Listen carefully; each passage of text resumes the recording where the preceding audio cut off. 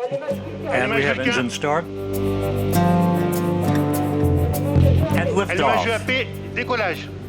Decollage, liftoff from a tropical rainforest to the edge of time itself. James Webb begins a voyage back to the birth of the universe. The James Webb Space Telescope has been launched. After it reaches its destination at L2 successfully, the most interesting events will start. Though there are still a few months before we get the first image of JWST, let's learn what will be the first thing James Webb will be looking at. James Webb has crossed about 40% of its predicted path. In a few months, when it reaches the Lagrange point 2, the first thing it will do is calibrate its mirrors. Actually, the mirrors will start to be calibrated while looking towards a star. The calibration process is scheduled to start after 40 days from the launch date. During this process, engineers will point James Webb towards a bright star and take 18 out-of-focus images. Each mirror segment will take one picture. Keep a keen eye on our community tab. I shall share those images with you later. The entire calibration process will take several months. Once engineers grip the green signal, then for the first time, James Webb will start to explore the universe. The process for selecting what will be observed first was a bit of a complicated situation. While NASA is responsible for the hardware, the Space Telescope Science Institute gets to decide what it will actually do in space. The observation process has been divided into a few cycles. For the observatory's first year of life, known as the Cycle 1, the Space Telescope Science Institute had the task of figuring out which of the 1173 proposals should be looked upon. They chose total 266 from those.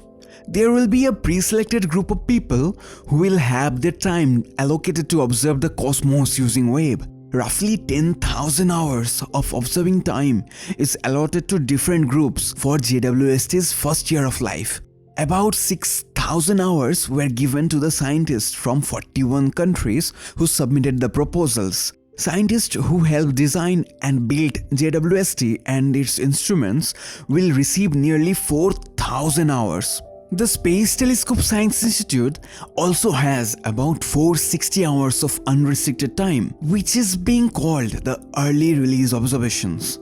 Data from these hours, scheduled to be done in the first 5 months, will become public immediately so that anyone, even those who did not get time with the telescope, can analyze the observations and write their own studies. If any events like a supernova or a kilonova happens, then they will be given a priority. When two particularly dense stars come together in a cataclysmic merger, it is called a kilonova.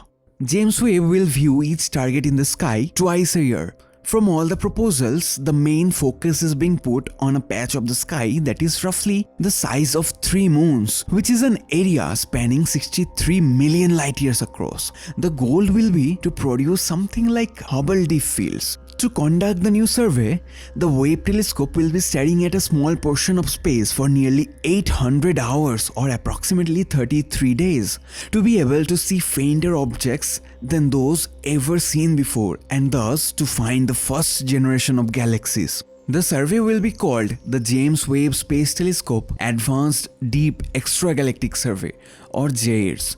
The Hubble Ultra Deep Field is Hubble Deep Field's extreme version. It is the deepest view of the universe yet obtained and will be until JAIRS take over.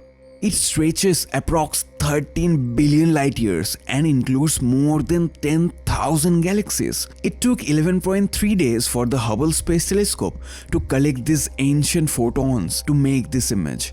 James Webb's main goal is to see far away in space, thus far back in time, to see the very young universe just like a time machine.